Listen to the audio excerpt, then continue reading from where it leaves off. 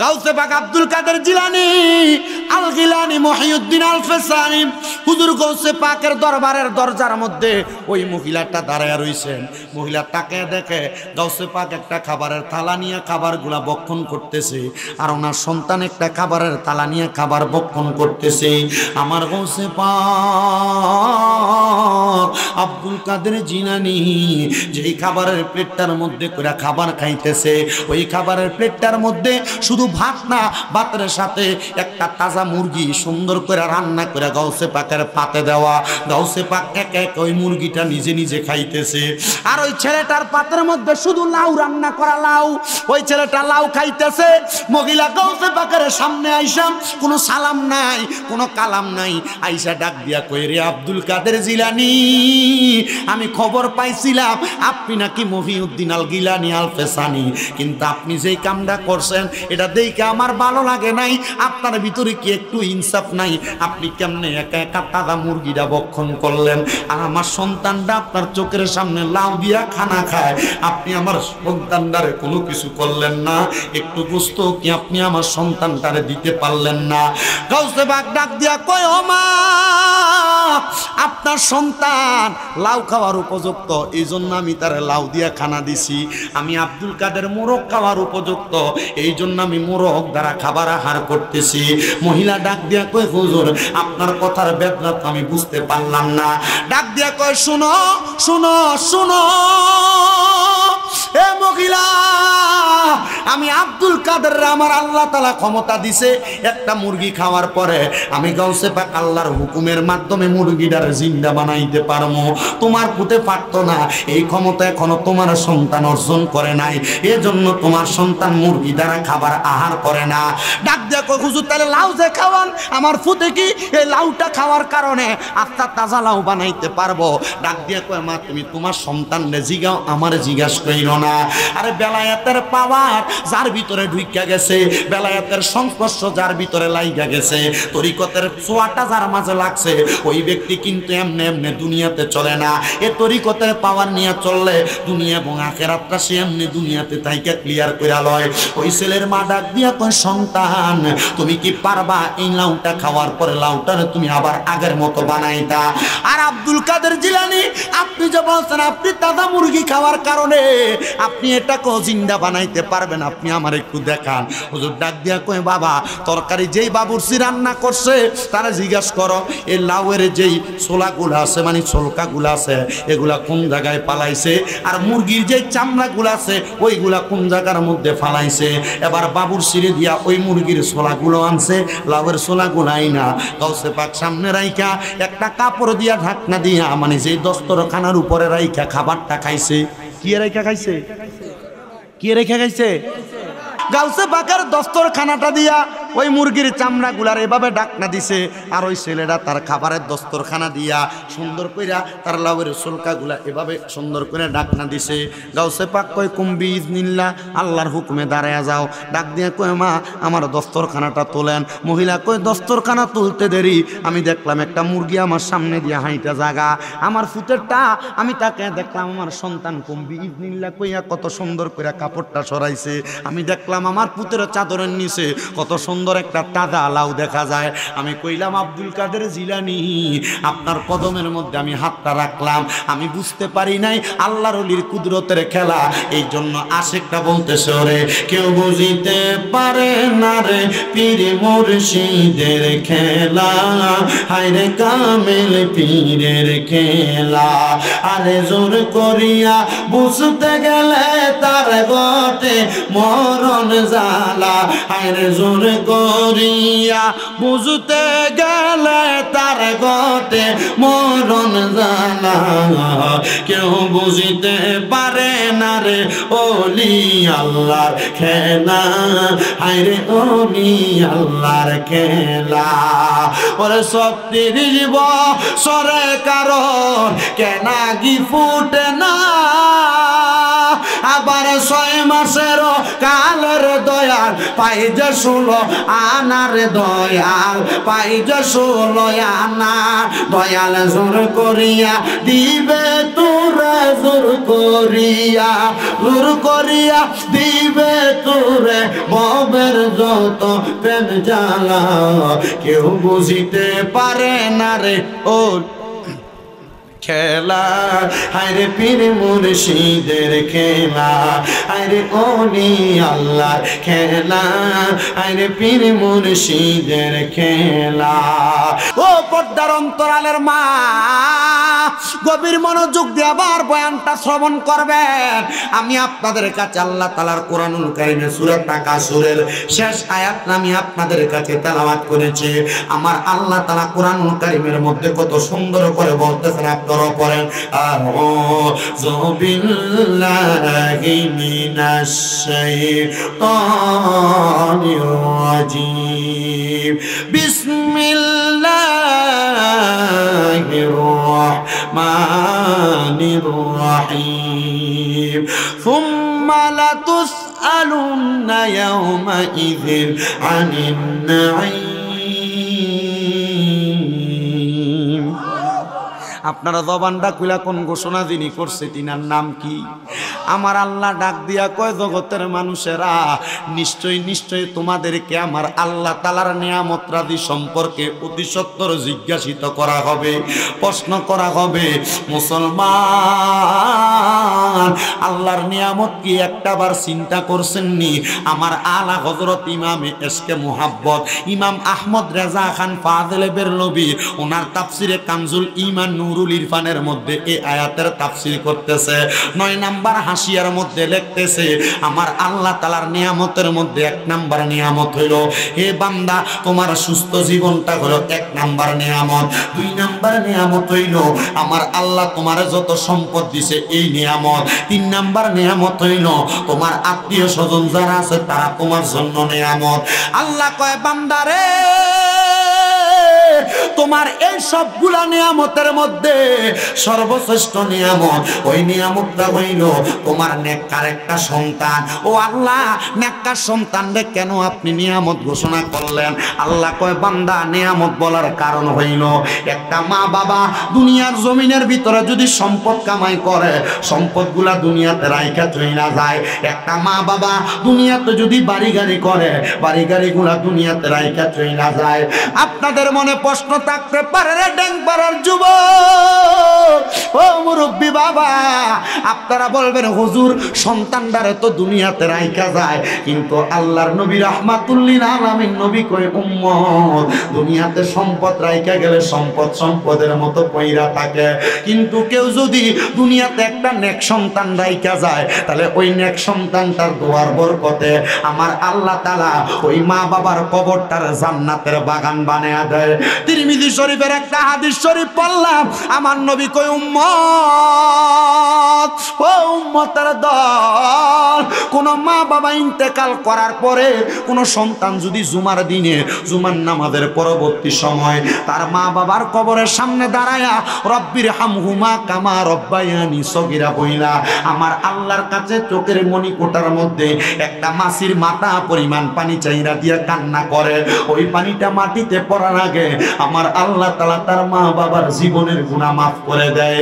হে আমার ড্যাংপাড়ার মুরব্বী বাবারা, হে ড্যাংপাড়ার যুবকেরা, হে ড্যাংপাড়ার পর্দার অন্তরালের মা বোনেরা, আজকের মাহফিলে কে জানি বসছে, কার জানি এমন মা দুঃখিনী অন্ধকার কবরের ভিতরে শুয়ে রইছে, কার জানি এমন দুঃখিনী আব্বা জান অন্ধকার কবরে শুয়ে রইছে।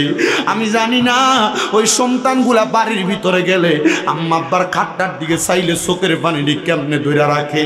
আমি জানি না ওই ফুতরা বাড়ির ভিতরে গেলে আম্মা আব্বার পুরান জামা কাপড়টি দেখলে চোখের পানি কেমনে ধরে রাখে। ওই আম্মা আব্বা এত বড় নিয়ামত সন্তান, তুমি জানো আব্বা সিরা লুঙ্গি পরে সময় কাটাইছে, তুমি সন্তান রে আব্বাজান দামি জামা কাপড় কিনা দিছে। আব্বার পায়ের গোড়ালিটা রাস্তার লগে লাগতো, হাঁটার সময় জুতাটা সিরা গোড়ালিটা ক্ষয় হইয়া যাইতো, কিন্তু রাত্রবেলা কাম শেষ করে আসার পরে তুমি ফুতের নতুন জুতা কিনা দিত, তুমি ফুতের জুতাটা পইরা রাত্রবেলায় খাটের উপরে দৌড়াদৌড়ি করতা। ওই আব্বাজান অন্ধকার কবরে, সন্তান তোমার কাছে টাকা পয়সার অভাব নাই, কিন্তু ওই টাকা পয়সা দিয়ে তুমি তোমার আব্বার একটু শান্তি দিতে পারো না। এ সন্তান, এ ডেঙ্কপাড়ার বাবারা, চিন্তা করো, তোমার মা সিরা কাপড়টা পরা পরা সময় কাটাইতো, কিন্তু তোমার মায়ের কাপড় রাস্তার মধ্যে 5-10 টাকা বান্ধা রাখতো। মা চিন্তা করতো আমার পুতি স্কুলে যাইতে, মাদ্রাসায় যাইতে আমি মায়ের হাতের সন্তানের হাতে দিয়া দিমু। মা সকালবেলা পান্তা ভাত গুলা খাইতো না, সন্তান রাইকা দিত, তুমি সন্তান রৌদ্র দিয়ে আইলে তুমি খাইলে তোমার পেটটা ঠান্ডা হইব। আজকে মাহফিলে কে জানি বসছো, ওই মা দুকিনীরে কবরে শোয়াইয়া আল্লাহর কসম আখিরি মুনাজাতের মধ্যে দোয়া করা হবে, আমার আল্লাহ তাআলা যেন আওলাদের বিরুসিলায়, সিরাজ বাবার ওসিলায় আজকের মাহফিলে আমরা মা বাবার জন্য দোয়া করলে আম্মা আব্বার কবরটানে জান্নাতের বাগান বানায়া দেয়। বাবারে, মা বাপ তো সন্তানরে কম ভালোবাসে না, কেমন ভালোবাসে। মা বাপ কোনোদিন চায় না সন্তান দুনিয়াতে খারাপ থাকুক, কোনো মা বাপ কোনোদিন চায় না দুনিয়াতে সন্তান কষ্ট পাক। প্রত্যেক মা বাপ চায় তার সন্তানটা দুনিয়াতে মানুষের মতো মানুষ হয়ে যাক। বলে হুজুর কেমন মানুষের মতো মানুষ, একটু মনোযোগ দিয়ে শুনলে বুঝতে পারবা বাবারা। আল্লাহর নবীর প্রখ্যাত দুনিয়ার জমিনে একজন আশেক চিনেন, আমরা সুন্নিরা যেই তরিকার মধ্যে সর্বশ্রেষ্ঠ তরিকা মনে করি, ওই তরিকাটার নাম হলো কাদেরিয়া তরিকা। কথা কন্যা ঠিক কিনা বাবারে? ওই কাদেরিয়া তরিকার শায়েখ আব্দুল কাদের জিলানী আল গিলানী রাদিয়াল্লাহু তাআলা আনহু, ওনার নামটা কি এখনই শুনছেন না আগে আরো শুনছেন? কম দামি অলি না বেশি দাম?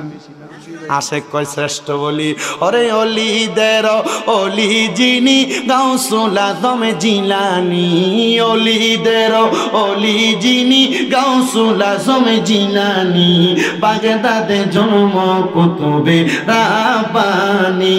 বলেন বাগদাদে জন্ম কুতুবে, আপনারা কেমন জানি জিমে জিমে করে, একটু মোহাব্বতে কর না। অলিদের অলি যিনি গাউসুল আজম জিলানী, অলিদের অলি যিনি গাউসুল আজম জিলানী, বাগদাদে জন্ম কুতুবে রাব্বানী। বলেন বাগদাদে জন্ম কুতুবে, তোমার কাঁধে নবীজির কদম, সব অলিদের কাঁধে তুমি গাউসের কদম। বলেন তোমার কাঁধে নবীজির কদম, সব অলিদের কাঁধে তুমি গাউসের কদম। মুর্দা কলব জিন্দা করো ও গো গাউসে সামদানি, মুর্দা কলব জিন্দা ও গো গাউসে সামদানি, বাগদাদে জন্ম কুতুবে রাব্বানী। বলেন বাগদাদে জন্ম কুতুবে রাব্বানী। হাইরে অলিদের অলি যিনি গাউসুল আজম জিলানী, অলিদের নি বাগদাদে জন্ম কুতুবে রাব্বানী। বলেন বাগদাদে জন্ম কুতুবে, আইরে বংশ তোমার হাসানে হুসাইনি, তুমি হইলা মা ফাতেমার নয়নের মনি। বলেন বংশ তোমার হাসান, বলেন তুমি হইলা মা ফাতেমার নয়নের মনি। দয়ার নজর করো আমায় ও গো গাউসে সামদানি, দয়ার নজর আমায় ও গো গাউসে। আরে গাউসি পাকের গাউসিয়তের চাদরের নিচে থাকা লাগবো তো, রেজবির গোলাম একটু মোহাব্বতে কর না। দয়ার নজর করো আমায় ও গো গাউসে সামদানি, দয়ার নজর আমায় ও গো গাউসে সামদানি, বাগদাদে জন্ম কুতুবে রাব্বানী। বলেন বাগদাদে জন্ম কুতুবে রাব্বানী। হাইরে অলিদের অলি যিনি গাউসুল আজম জিলানী, অলিদের গাউসুল আজম জিলানি বাগদাদে জন্ম কুতুবে রাব্বানি বলেন বাগদাদে জন্ম কুতুবে মুসলমান ওই গাউসে পাক বড় পীর আব্দুল কাদের জিলানী আল গিলানী রাদিয়াল্লাহু তাআলা আনহুর বাগদাদের জমিনে একটা সুন্দর মাদ্রাসা বানাইছে, মাদ্রাসায়ে নেজামিয়া। নাম কি? জোরে কন্যা মাদ্রাসার নাম কি? ওই মাদ্রাসার নাম মাদ্রাসায়ে নেজামিয়া। তো সব সন্তান চায়, সব মা বাবা চায় তার সন্তানরা মানুষের মতো মানুষ বানাইবো, কিন্তু আল্লাহর ওলির দরবারে মানুষের মতো মানুষ বানাইলে ফোলাটা শুধু শরীয়ত শিখতো না, লগে তরিকত শিখবো। কথা কোন ঠিক কিনা? মুসলমান গাউসে পাক আব্দুল কাদের জিলানীর নাম এবং সুনাম শুধু বাগদাদ শহরে না, ইরাকের মধ্যে, ইরানের মধ্যে, রোম দেশের মধ্যে, স্পেনের মধ্যে ঘোষণা বর্ণনা হইতেছে। স্পেনের একজন মা চিন্তা করলো, আমার সন্তানকে আমি শুধু তরিকত শরীয়তের এলেম শিখাইতাম না, আমার সন্তানটারে আমি তরিকতের এলেমও শিখামো, হাকিকতের এলেমও শিখামো, মারেফতের এলেমও শিখামো। এই চার প্রকার এলেম যদি কারোর সিনার মধ্যে থাকে, তার দুনিয়াতে কোনো ভয় নাই, কবরে কোনো ভয় নাই। বন্ধু আমার, আমি জানতে চাই আজকের মাহফিলটা যে মুজাদ্দেদে জামানের স্মরণের মাহফিল, আপনারা বলেন এই চার প্রকার এলেম ওই মুজাদ্দিদের কলবে ছিল কি ছিল না? মোহাব্বতে কম ছিল কি ছিল না? ওই চার প্রকারের এলেম শিখানোর জন্য মা নিয়ত করলো, সন্তানটারে ডাক দিয়া কয়, বাবারে আমি খবর পাইলাম গাউসে পাক আব্দুল কাদের জিলানীর দরবারে গেলে উনি মানুষকে শরীয়ত তরিকতের এলেম শিখায়, হাকিকত মারেফতের এলেম শিখায়। বাবা চলো না, তোমারে আমি গাউসে পাকের দরবারে দিয়ে আসবো। ডাক দিয়া কয়, মা গাউসে পাকের দরবারে যাইবে, এটা তো স্পেন এলাকা থেকে অনেক দুর্গমা, আপনি কেমনে আব্দুল কাদের জিলানীর দরবারে যাইবেন? আমার তো বাবাও দুনিয়াতে নাই, আমি কি একা একা আমার গাউসে পাকের দরবারে থাকব? মা কয়, সন্তান আমি মা প্রয়োজনে গাউসে পাকের দরবারে দাসী হইয়া থাকবো, আমি প্রয়োজনে গাউসে পাকের দরবারে বান্দি হইয়া থাকবো, তবুও তুই সন্তানরে গাউসে পাকের দরবারে চার প্রকারের এলেম শিখাইমো। ওই মা সন্তানটারে লইয়া গাউসে পাকের দরবারে যখন হাজির হয়েছে, আব্দুল কাদের জিলানীরে ডাক দিয়া কয়, হুজুর আসসালামু আলাইকুম ইয়া ওলি আল্লাহ, আপনার কাছে আমার একটা আবদার গো হুজুর, আমার স্বামী দুনিয়ার জমিনের মধ্যে নাই, আমার সন্তানটারে আমি চাই আপনার দরবারের মধ্যে রাখার জন্য। আব্দুল কাদের জিলানী কয়, ও মা সন্তান রাখতে চাও, কাহিনী কি, উত্তরটা কি দিবানি? মা ডাক দিয়ে কয়, হুজুর আপনি নাকি বড় আল্লাহর ওলি, আপনার কাছে আসলে নাকি শরীয়ত তরিকত হাকিকত মারেফত চার প্রকারের এলেম শিখতে পারবে, হুজুর আপনার কাছে আমার সন্তানটারে রাইখা দেন। হুজুর ডাক দিয়া কয়, মা আপনি আপনার সন্তানটারে আমার কাছে দিয়া চইলা যান। মা কয়, না গো হুজুর, আমার একটা মাত্র সন্তান, এই সন্তান ফালে আমি থাকতে পারতাম না। গাউসে পাক কয়, মা মাত্র 3 মাস পরে আমার কাছে আসবেন, 3 মাস পরে আসলে আপনি আপনার সন্তানটারে আবার দেখতে পারবেন। মা কয়, হুজুর 3 মিনিটও তো থাকতে পারতাম না, তাহলে 3 মাস পরে কেমনে আসবো? আমি কিন্তু আপনাদের দোয়ার বরকতে কুমিল্লাতে 6টা মাদ্রাসা চালাই, আপনাদের দোয়ার বরকত আমি গুনাহগারের কুমিল্লাতে 6টা মাদ্রাসা চলে। আমার মাদ্রাসায় কোনো ছাত্র ভর্তি করাইলে আমিও কিন্তু গাউসে পাকের মতো করে তারার একটা আদেশ করি, কমপক্ষে 3 মাস পোলারে ছুটিতে বাড়িতে নিতে পারতেন না, কারণ 3 মাস একটা পোলা মাদ্রাসায় থাকলে এমনি মাদ্রাসায় মন টিকা যাইব গা। গাউসে পাক কয়, মা আপনি আপনার ছেলেটারে 3 মাস দেখতে আসতে পারবেন না। মা কয়, হুজুর যদিও কষ্ট হয় এলেম অর্জন করানোর জন্য আমি মাইডা মানতাম রাজি। মা কান্দে, সন্তানটারে গাউসে পাকের দরবারে দিয়া মাটা এবার চইলা যায়। এবার ওই মা যখন দূরে যায়, সন্তান মায়ের পেছনে তাকে তাকে কান্দে। গাউসে পাক হুজুর আব্দুল কাদের জিলানী সন্তানটার ওনার কাছে আইনা সুন্দর করে বোঝায় মাকে বিদায় করে দিছে। ওই মা জননী গাউসে পাকের দরবার থেকে যখন চইলা যায়, গাউসে পাকের দরবারে ওই মা আর আসেন না। ওই সন্তান গাউসে পাকের দরবারে খেদমতে এমনভাবে নিজের জীবনটারে বিলাইয়া দিছে, বিলাইতে বিলাইতে সন্তান কয়, আমি গাউসে পাকের দরবারে এলেম চর্চা করা লাগে নাই, গাউসে পাকের নুরানি জবান দিয়া যা বলছে তা আমার সিনার মধ্যে আটকে যায়, গাউসে পাক যা বলে তার কথাগুলো আমার সিনার মধ্যে আটকে যায়। যায়। ও বন্ধুরে, রেজবি হুজুর কেবলার লগে যে পাগলরা ঘুরছে এরা জানে, এরা জিগাইবা হুজুরের সাথে চললে, হুজুরের লগে ফিরলে হুজুর মুখ দিয়া যেই কথাটা বলতো এটা ইমানের একটা চেতনা হিসেবে ভিতরের ভিতরে গাইত্যা নিত। খেজুর কাটা আপনার পায়ের ভিতরে যদি গাইত্যা যায় বাইর করে ফেললে ব্যথা থাকবে। রেজবি হুজুর কেবলার ইমানের চেতনা যার ভিতরে আছে, এই ব্যক্তি দুনিয়ার যেই প্রান্তে থাক না কেন ইমান ব্যস্ত না, ইমান ব্যস্ত না, ইমান ব্যস্ত না। ওই গাউসে পাকের পাগল ওই ছেলে ডাক দিয়া কয় বয়স মাত্র 8 বছর, আমার মা আমারে গাউসে পাকের দরবারে দিয়া চইলা গেছি, আমার মার একটু মায়া লাগছে না। তবে আমি মনে মনে চিন্তা করলাম গাউসে পাকের দরবারে মাত্র 3 মাস থাকা অবস্থায় গাউসে পাক আব্দুল কাদের জিলানীর দরবারে মা লাগবে না, বাবা লাগবে না, মা বাপ যদিও দূরে থাকে, আমি যদি এই আলেমগুলা সিনার মধ্যে লইয়া দুনিয়ার জমিনে থাকতে পারি, আমি আমার মা বাপ যেখানে থাকুক দোয়া করার কারণে আমার আল্লাহ তাআলা আমার মা বাপরে মাফ করে দিব, আমার আল্লাহ তাআলারে আমার মা বাপরে ভালো রাখবো। ওই ছেলেটাই কথা বলতে বলতে 1 দিন 2 দিন 3 দিন 4 দিন করতে করতে গাউসে পাকের দরবারে 3 মাস পর্যন্ত সময় কাটাইছে। 3 মাসের মাথায় ছেলেটার মাটা গাউসে পাকের দরবারে হাজির হয়ে গেছে। গাউসে পাক আব্দুল কাদের জিলানী এই জায়গায় বসা, ওনার পাশের জায়গার মধ্যে ওই ছোট ছেলেটা বসা। গাউসে পাকের সামনে একটা খাবারের থালা, ছোট ছেলেটার সামনে একটা খাবারের থালা। জোরে কইতেন না বাবা মারহাবা, জোরে কোন না মারহাবা। গাউসে পাক আব্দুল কাদের জিলানী আল গিলানী মহিউদ্দিন আল ফেসানি হুজুর গাউসে পাকের দরবারের দরজার মধ্যে ওই মহিলাটা দাঁড়ায় রইছেন। মহিলাটাকে দেখে গাউসে পাক একটা খাবারের থালা নিয়ে খাবারগুলা ভক্ষণ করতেছে, আর ওনার সন্তান একটা খাবারের থালা নিয়ে খাবার ভক্ষণ করতেছে। আমার গাউসে পাক আব্দুল কাদের জিলানী যেই খাবারের প্লেটটার মধ্যে করে খাবার খাইতেছে, ওই খাবারের প্লেটটার মধ্যে শুধু ভাত না, ভাতের সাথে একটা তাজা মুরগি সুন্দর করে রান্না করে গাউসে পাকের পাতে দেওয়া।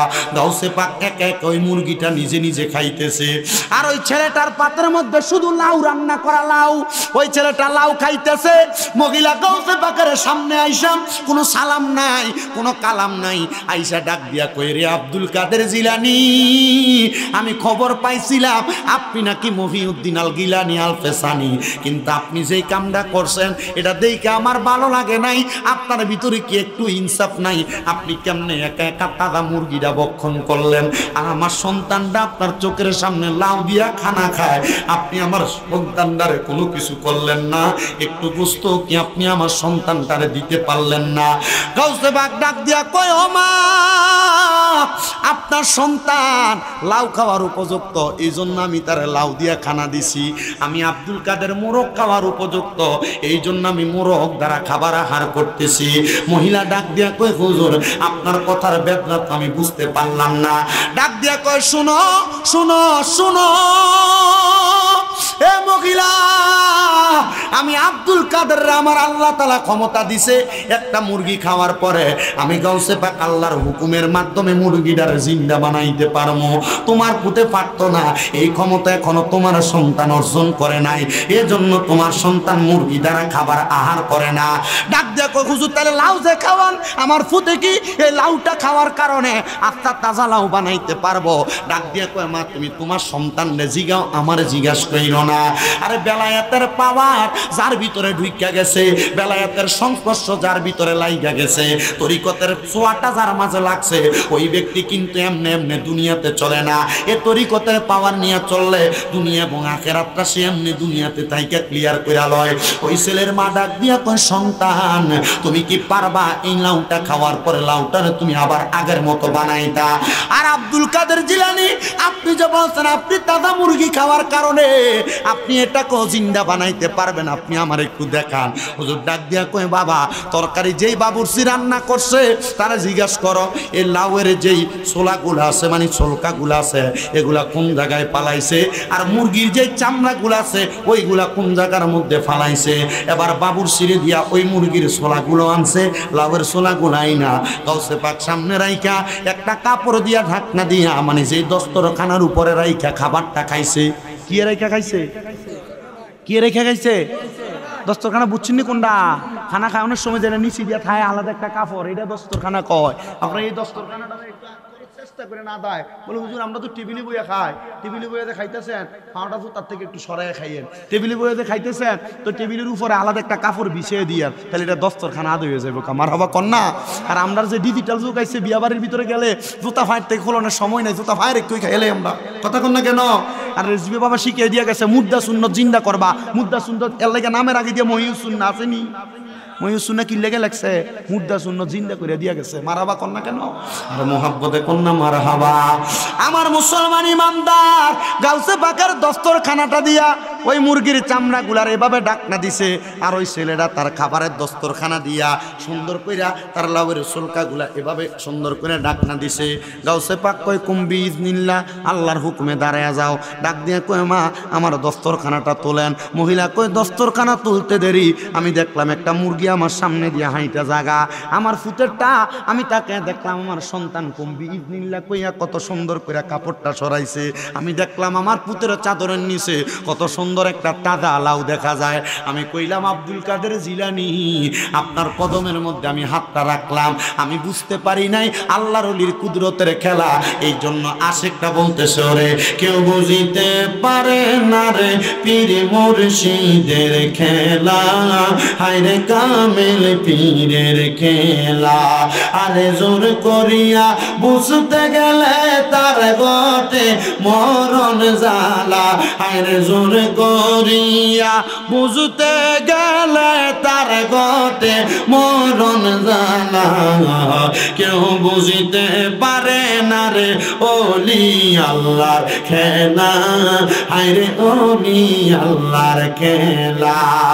ওরে সত্যির জীব সরে কারণ কেনাগি ফুটে না,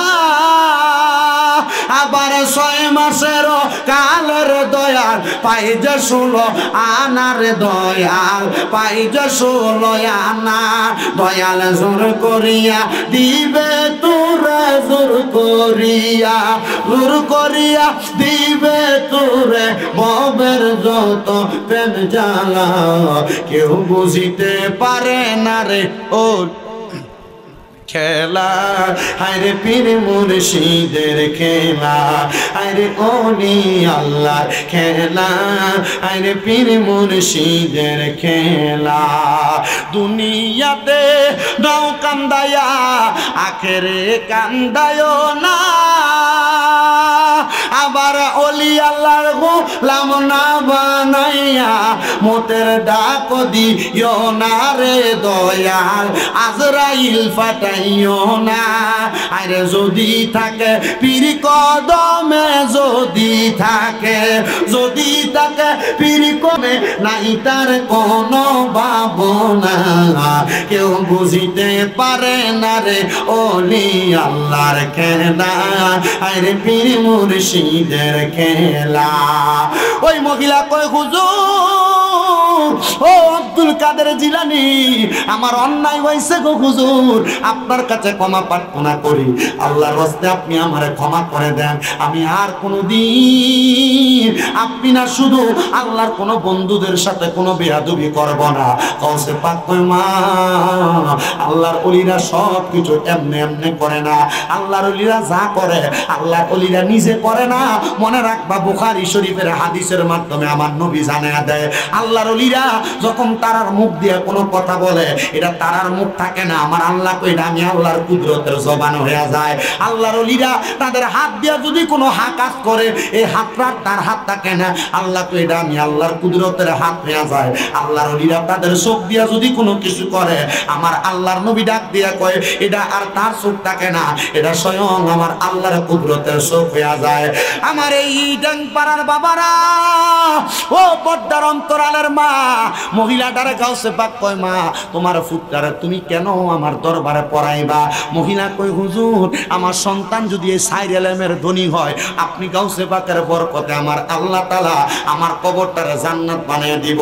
ডাক দিয়া কয় মা আপনার সন্তান রে আর আমার কাছে পড়ানো ভালো লাগবে না, আপনি নিয়ে যাইতে পারেন। মহিলা কয় হুজুর আমার সাথে রাগ কইরা নি গাউসে পাক, আপনি আমারে ফিরিয়ে দেন। ফিরিয়ে দিয়েন না, আমি জানি আল্লাহর ওলিদের সাথে বেয়াদবি করলে আমার আল্লাহ তাআলা তার সাথে যুদ্ধের ঘোষণা করে। হুজুর আপনি আমার এখান থেকে ফিরিয়ে দিয়েন না, আমি আপনার কাছে থাকতে চাই।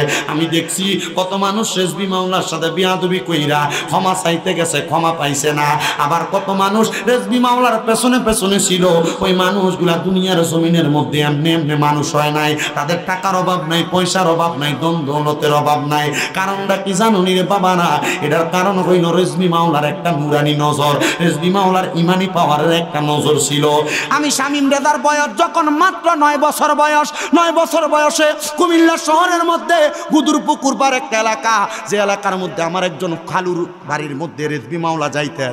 আমি একদিন মাথার মধ্যে সবুজ একটা ফাগড়ি লাগাইয়া রেজবি মাওলা ডান হাতটারে ওনার ডান গালের সাথে লাগিয়ে শুয়ে রইছে। উনি ওই জায়গার মধ্যে যখন শুয়ে রইছে, আমি ওনার দেখার বার লাগে ওই জায়গার ভিতরে ঘরের মধ্যে প্রবেশ করছি।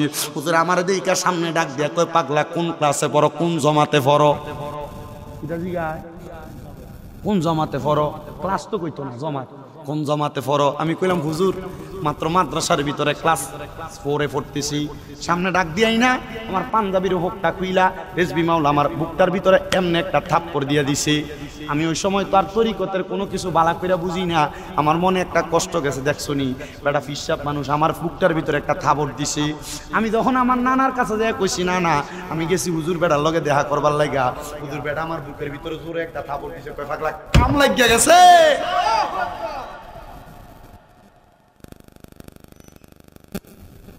আমার এলেমের যোগ্যতা দিয়ে আমি ওয়াজ করি না, আপনাদের দুয়ার বরকতে এই ওয়াজ মাহফিল করতে করতে কুমিল্লা 6টা মাদ্রাসা আমার চলে। আপনাদের দুয়ার বরকতে আউলিয়া কেরামের নেক নজর সোহবতের কারণে আমার অনেক ভক্তবিন্দু দেশ বিদেশের বিভিন্ন জায়গায়।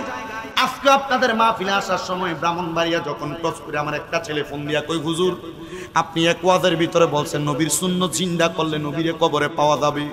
হুজুর আমার মুখের ভিতরে শরীরের ভিতরে সুন্নত বলতে আমি 1 নাম্বার আমার দাড়িটারে যাচাই করলাম। হুজুর আমার দাড়ি রাখার কারণে আজকে 3 দিন হয় আমার বউ আমার তালাক লেটার মানে ডিভোর্স লেটার পাঠাইছে। হুজুর আপনি বলেন আমি কি এখন দাড়ি কাটতাম? আমার বউ কইছে দাড়ি যদি কাটি তাহলে আমার সংসার করব। হুজুর আপনি বলেন আমি কি আমার বউ রাখতাম নাকি আমি আমার দাড়ি ফালাইতাম? আমি কইছি দাড়ি যদি ফালাও কবরে গেলে নবীরে মুখ দেখাইতে পারতা না, আর বউ যদি সারো বউয়ের কোনো অভাব হবে না। কই হুজুর তাহলে আমার নবী দরকার, আমার বউ দরকার নাই। আমি কইছি বুঝারে বুঝা, নবীর একটা সুন্নতের কারণে তুই যেমন জান্নাতে যাইবি, তোর বউ যদি বুঝে তোর বউ জান্নাতে যাইবো। কত যুবককে দেখা যায় বউকে খুশি করার জন্য নবীর সুন্নত দাড়িগুলারে কুট দিয়া কাইটা ফালায়। আরে রেজবি মাওলা এইটা শিখায় নাই, শিখাইছে একটা মুর্দা সুন্নতকে জিন্দা করো, একটা মুর্দা সুন্নতকে জিন্দা করবার লাগা রেজবি মাওলারে কাইটা মাইয়া পর্যন্ত বস্তাতে কইরা ফালাইয়া দিছে। তবু নবীর সুন্নত জিন্দা করার পথটারে ছাড়ে নাই, কারণ জানে দুনিয়ার মানুষ যদি তারে ঘৃণা করে আমার কান্নিওয়ালাটারে টান দিয়া বুকের মধ্যে নিবে। মুর্শিদ তোমার আত্মাতে মিশাইয়াতা কইতাম কত প্রেমের কথা গো, এখন কার কাছে কই মনের কথা রেজবি কেউ নাই আমার আপনা আগে জানি না তুমি এমন করে ছেড়ে যাইবার রেজবি আগে জানি না। হায়রে একটি বাসায় 2টি পাখি কত যে আনন্দে থাকি গো, এখন তুমি কোথায় আমি কোথায় রেজবি কেউ নাই আমার আপনা। এখন তুমি কোথায় আমি কোথায় রেজবি কেউ নাই আমার আপনা সোহাগে জানি না তুমি এমন করে ছেড়ে যাইবারে রে জীবিয়াগে জানি না।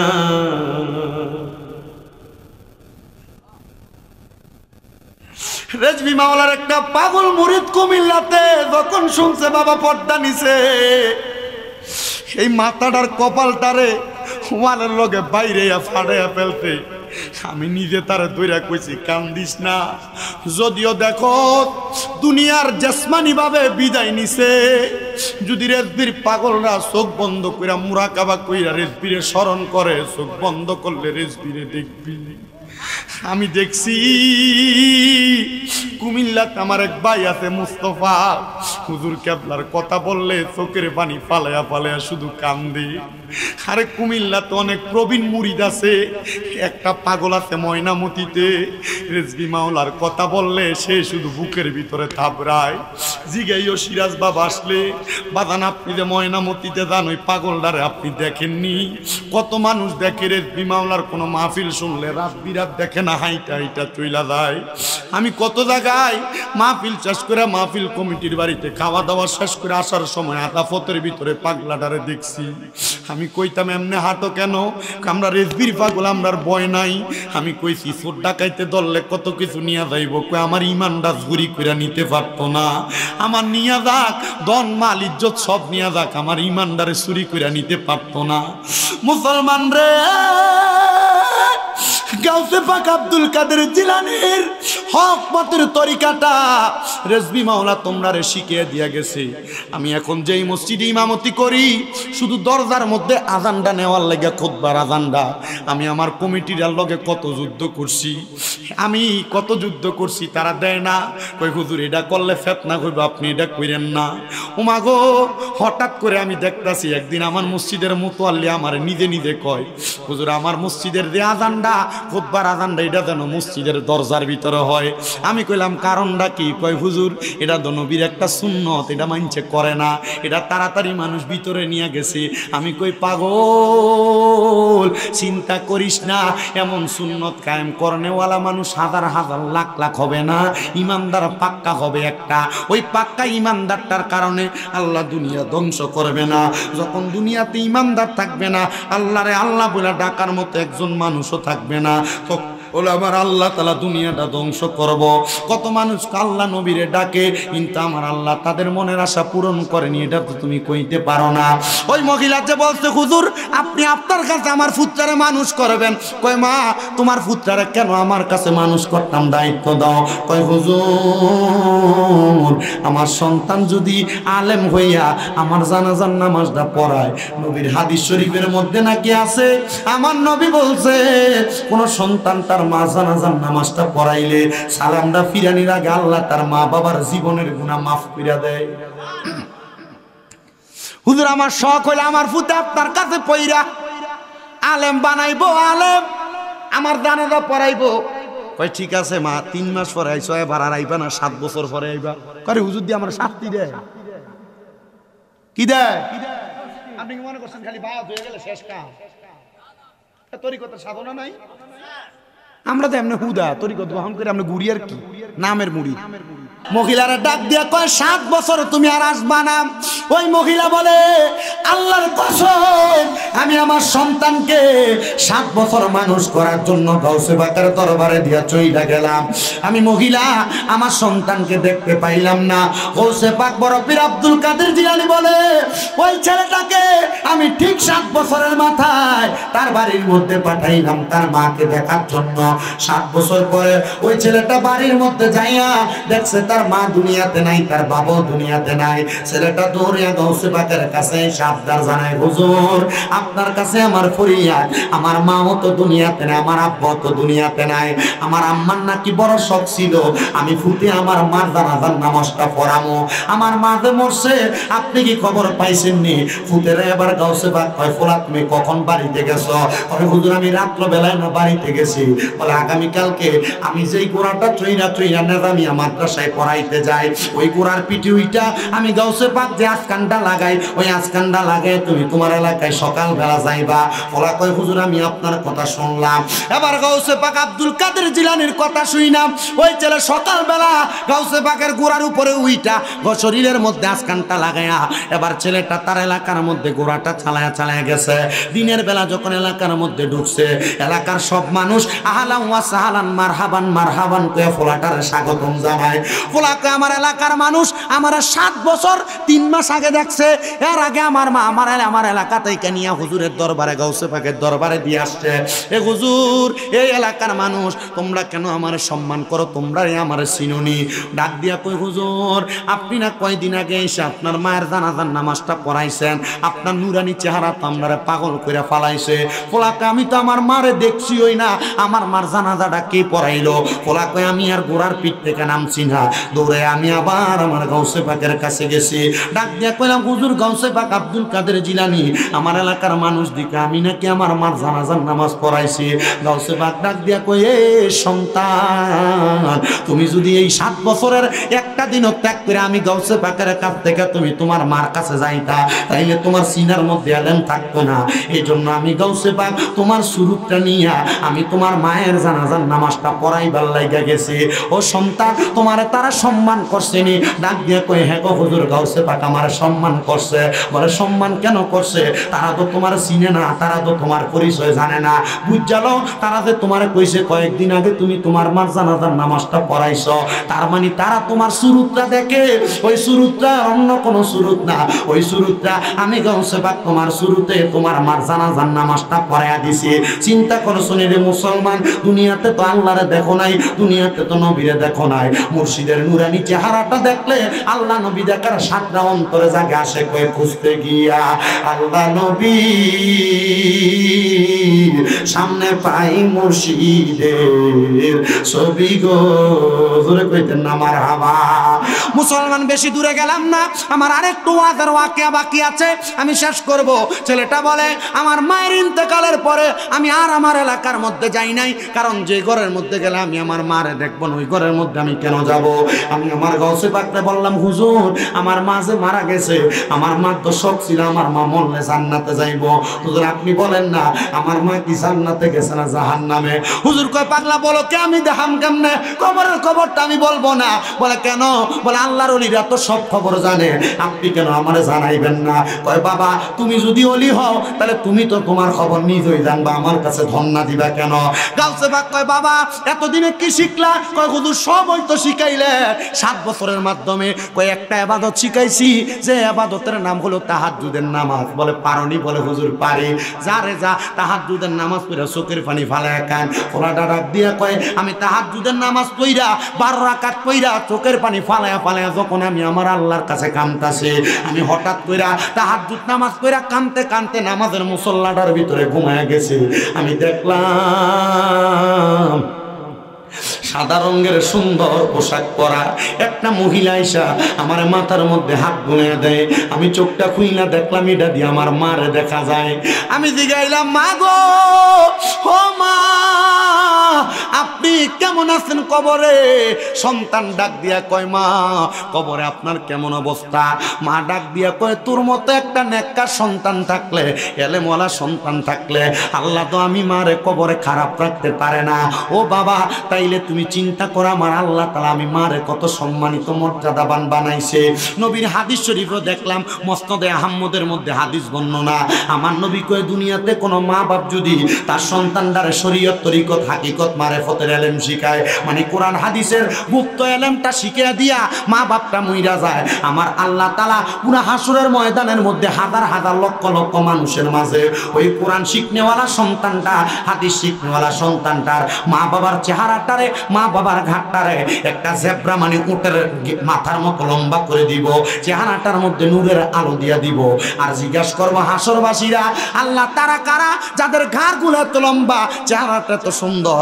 আমার আল্লাহ তাআলা জানাইয়া দিব রে, এরা হইল ওই আলেমের মা বাবা। চিন্তা করছো নি রে মানুষ, আমার আল্লাহ চাইলে আল্লাহর নিয়ামত সবগুলা তোমার দিছে, তুমি শুধু আদায় করতে পারতেছো না। এবার বলেন আমরা সবার কাছে আল্লাহর নিয়ামত আছে না? সুম্মা লা তুসালুন্না ইয়াউমাইযিন আনিন নাঈম। আল্লাহ কোন নিয়ামতের কথা জিগাইবো? তোমার কাছে তো তোমার বড় নিয়ামত তোমার সন্তান। ওই নিয়ামতটারে তুমি ভালো করে দুনিয়াতে মানুষ করো। এমন একটা সন্তান পাওয়ার জন্য আল্লাহর নবী ঈসা আলাইহিস সালাতু ওয়াস সালামের মার নাম হযরত মরিয়ম, হযরত মরিয়মের মার নাম হযরতে হান্না, হযরত হান্না জামাইর নাম হযরত ইমরান আলাইহিস সালাতু ওয়াস সালাম। হযরত হান্না বলে আমার বিবাহ হয়েছে অনেক বছর হয়, কিন্তু আমার গর্ভে কোনো সন্তান আসে না। কি আয় না? আমি আল্লাহর কাছে কান্দি, আল্লাহ আমার একটা সন্তান দেন। আল্লাহ তো হযরত হান্নার সন্তান দেন না। ঈসা নবীর নানির কথা বলি, উনি বলতেছেন আল্লাহ তাআলা আমারে কোনো সন্তান দেয় না। তো ঈসা নবীর নানার কাম ছিল বাইতুল মুকাদ্দাস, বর্তমান যে ইসরাইল, নাম শুনছেন না? ওই যে জেরুজালেম, বাইতুল মুকাদ্দাস ফিলিস্তিনের মসজিদ, ওই মসজিদের ইমাম ছিলেন ঈসা নবীর নানা। মারহাবা কোন না মিয়া? হযরত ঈসা নবীর নানা ওই মসজিদের ইমাম। একদিন ঈসা নবীর নানি হযরত হান্না আমার আল্লাহর কাছে দোয়া করে, আল্লাহ আমার যদি তুমি দুনিয়াতে একটা সন্তান না দাও, তাহলে আমি আমার সন্তান ছাড়া দুনিয়াতে ইন্তেকাল করার পর আমার লাগে দোয়া করবো কি? ও তুমি কাউরে দিলা 10টা সন্তান, থাকার জায়গা নাই, আবার কাউরে দিলা কোটি টাকা, একটা সন্তান নাই। টাকা পয়সা ধন সম্পত্তি দিলা বেশি করে, কিন্তু মরার পরে কান্দে করে কবরে নামাবে কে তা? আরে রে প্রেমের খেলা খেলছো দয়াল রে, ও দয়াল তোমার খেলা চমৎকার। আসমানেতে বসায় আছো চাঁদ সূরজের বাজার রে, প্রেমের খেলা খেলছো দয়াল রে। দুনিয়ার মুসলমান, ও ড্যাংপাড়ার বাবারা, পর্দার অন্তরালের মা, কত মহিলারা গর্ভে সন্তান আসে না কান্দে। আমি বলবো তাহাজ্জুদ নামাজ পড়ে আল্লাহর কাছে কানবা। কত বেডারা বিদেশ যাইতে পারে না কান্দে। ও বেডারা, তোমার কাছে আমার আবদার, তাহাজ্জুদের নামাজ পড়বা। কত মানুষ ইনকাম করে বরকত হয় না, আমি কমু তাহাজ্জুদ নামাজ পড়ে কানবা। হযরতে ঈসা নবীর নানি হযরত হান্না তিনি বলেন আমি রাত্রে গভীরে উইটা আমার আল্লাহর কাছে কান্দি। আমার আল্লাহ তাআলা খবর দিছে, ও হান্না তোমার গর্ভের মধ্যে একটা সন্তান দুনিয়াতে আগমন করব। হযরত হান্না কয় আমি এই খবরটা পাইয়া বড় খুশি হয়ে গেলাম, কিন্তু খুশির খবরটা পাইয়া আমি যখন মসজিদে আকসার সামনে যাইতে লাগলাম, বাইতুল মুকাদ্দাসের সামনে, আমি খবর পাইলাম আমার স্বামী মানে ঈসা নবীর নানা ইন্তেকাল করছে। এবার হান্না কয় ও আল্লাহ, এতদিন আমার স্বামী ছিল, সন্তান পালন করার যোগ্যতা দিছিলা, এখন আমার স্বামী নাই, আমি কেমনে আমার সন্তানটারে লালন পালন করব? কে খাওয়াইবো, কে পড়াইবো? আপনারা বলেন রিজিক দিতে পারে একজন, তিনি কি? আল্লাহু খায়রুর রাযিকিন। আল্লাহ হইল উত্তম রিজিক দাতা, উত্তম রিজিক দাতা। এ মুসলমানের দলেরা, এ নবীর উম্মতের দলেরা, এবার হযরত হান্না বলে আমার সন্তান দুনিয়াতে আসবে, স্বামী ইন্তেকাল করছে। যখন আমার সন্তান ইন্তেকাল করার কয়েকদিন পরে আমার সন্তান আগমন করলো।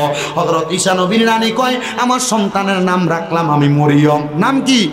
ঈসা নবীর মার নাম কি? মরিয়ম। আমার সন্তান মরিয়ম আগমন করছে। আমি হযরত মরিয়মরে আমার কুলের মধ্যে নিয়া আমি চিন্তা করলাম কে আমার সন্তানকে লালন পালন করবে।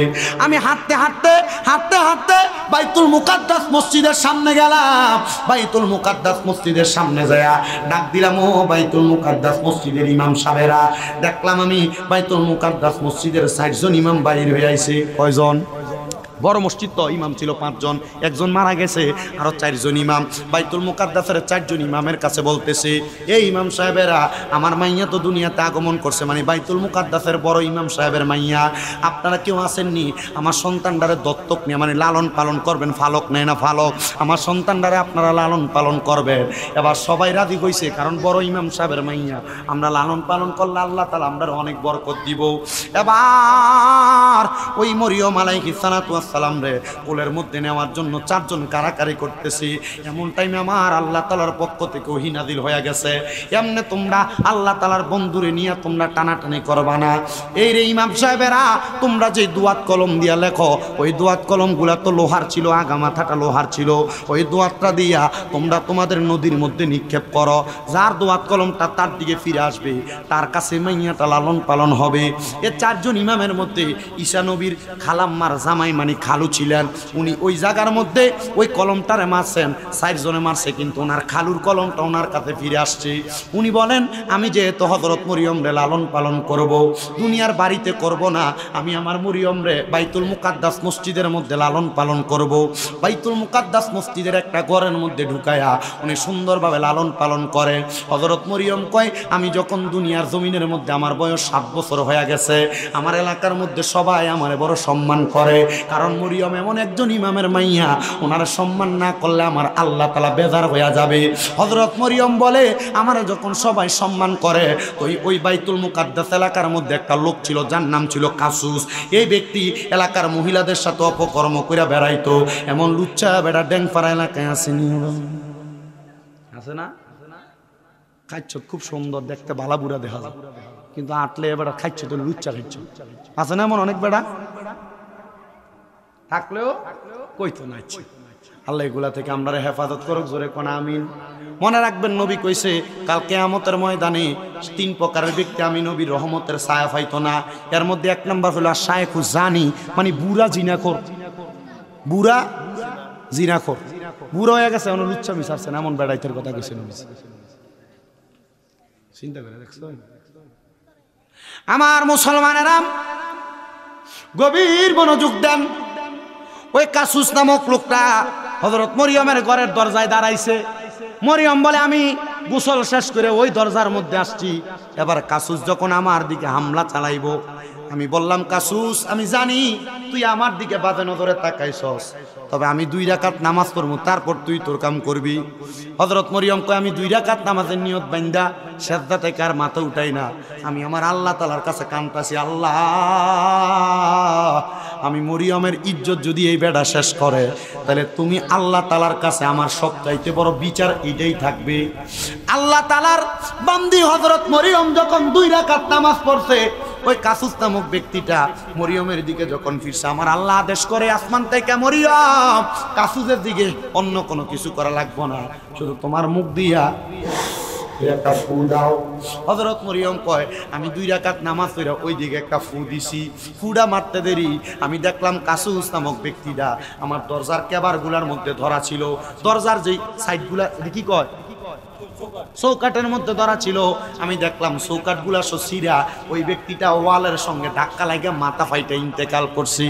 এমন টাইমে জিব্রাইল আমিন আমি মরিয়মের ঘরের সামনে আইসা গেছে। জিব্রাইল আমার ঘরের সামনে কই, মরিয়ম, চিন্তা কইরো না, আমার আল্লাহ তোমার সাথে আছে, জয় কোন সুবহানাল্লাহ।